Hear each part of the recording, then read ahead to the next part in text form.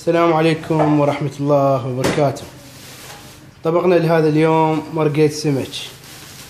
طبعا أول شي المكونات: طماطتين معصورة، راسين بصل ثرمناهن، سمك، راسين ثوم، دهن وملح.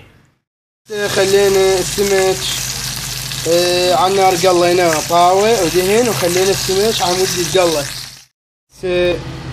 حمسنا البصل وذبينا الثوم برشناه وذبينا عليه سنذب الطماطة.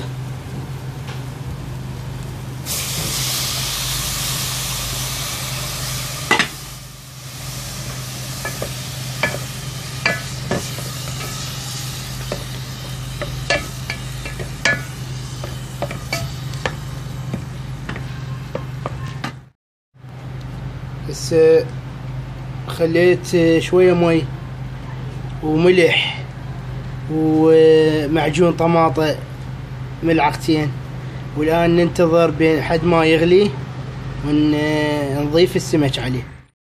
هسه خليت السمك وخليناه على النار، وهذا أيضا السمك مقلى، يعني هاي يصير واحد ثمن السمك مقلى. وهاي أكلتنا طبق اليوم مرقة السمك. بعد ما سوينا طبق اليوم مرقة السمك، عندنا هاي أيضا قليت السمك على صفحة، وهاي التمن ويا أيضا، وهاي شعرية، هاي شعرية أيضا هم سويناها.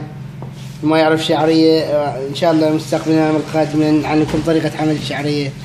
وهاي السمك وهاي التمن، إضافة إلى أنه الأكلة الخفوشارية الأخرى هي مرقة السمك. هذا طبقنا الأساسي مرقة السمك، الحمد لله كملت وألف عافية.